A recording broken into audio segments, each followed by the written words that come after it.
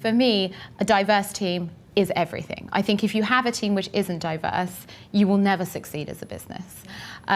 Whether that's in terms of skill set, whether that's in terms of gender, whether that's in terms of personality and style, I think for me it's absolutely imperative that we have a diverse team. And certainly when I look at hiring people, I look for people and skills which are the polar opposite to me, because that's the way you create a team which is more powerful.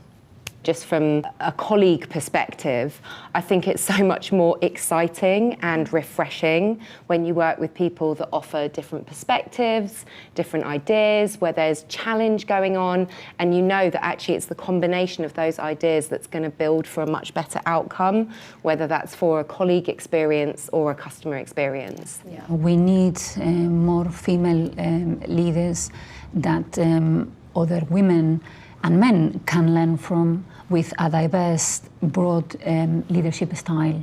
And we have done in BT a lot in the last 5 years specifically with our award-winning program, BT Tech Women. More than 1,600 women have taken part to build that strong pipeline of women. Getting women as well into niche industries, so for example in technology, I think that is something that can be a challenge. As an apprentice, we do a lot of work going into schools and just promoting that women can be engineers too.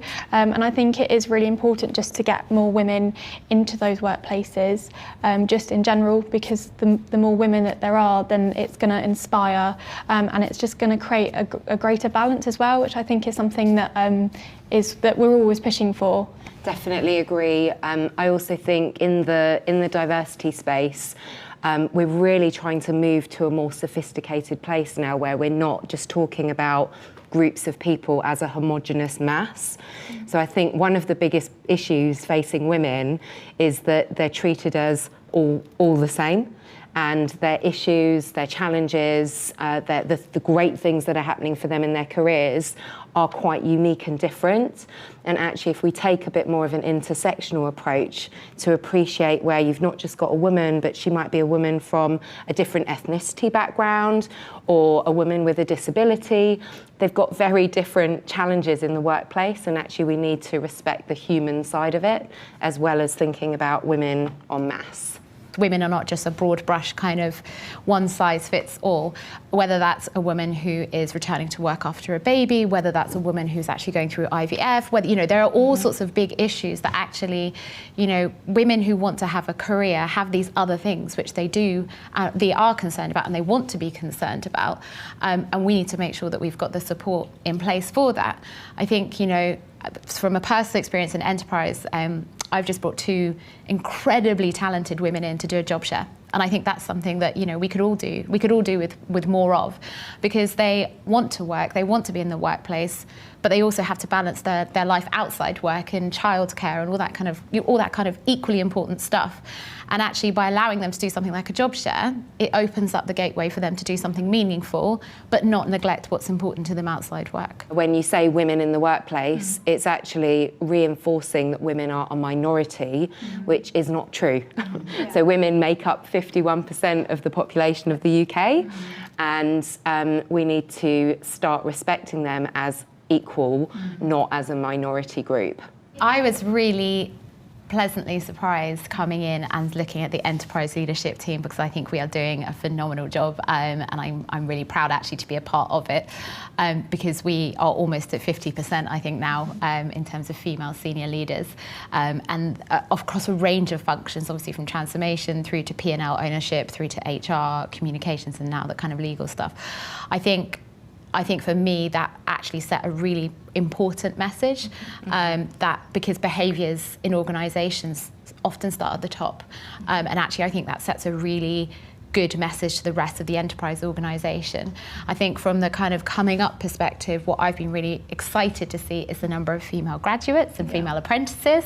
I've got some awesome ones, we've got some great ones in enterprise, and I think if you have it kind of at the top and you have it kind of coming up from the bottom, then naturally you create that shift over time. And I think, you know, I think BT has done a phenomenal job of actively addressing that and actively encouraging that agenda.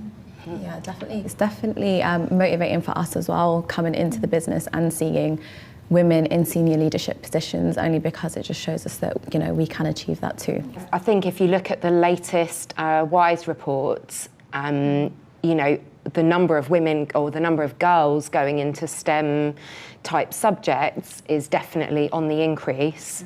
But so is the number of boys going into STEM subjects, and that's increasing at a faster rate. So I still worry about where the gap is going to be, and the effort really needs to be on that school interjection.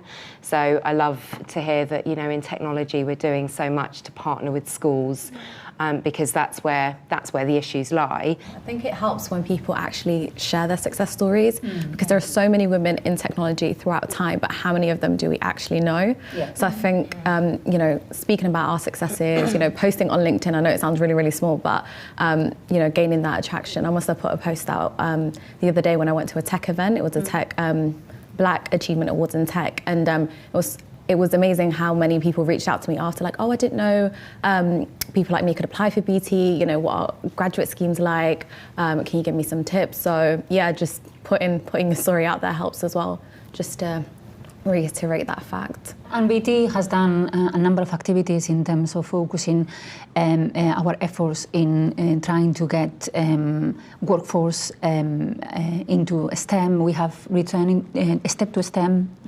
We have Return to STEM, which is basically to men and women, and we have as well partnered with Code Girls. It's not just about mentoring women, it's about mentoring men and women, because part of the change is to come from men as well. And so if you just focus on females, you don't affect as significant a change as if you focus across the board. I think the other thing that's really interesting seeing with the younger population coming through is that we also have just we're coming out of a generation of where career paths are linear, and actually what part of our role as leaders to educate is that it's not a linear career path. It is a kind of sideways and along and up and, you know, and all that kind of stuff. Because we live in a world now which isn't as hierarchical, or shouldn't be as hierarchical as what it has been, and therefore, you know, careers can take a bit of a dotted path. And actually, if you are taking a perceived step backwards but to go forwards, that's also okay. You want to go and reskill in something because that's what interests you, you go for it. You don't have to keep pushing and pushing and pushing in this kind of linear fashion.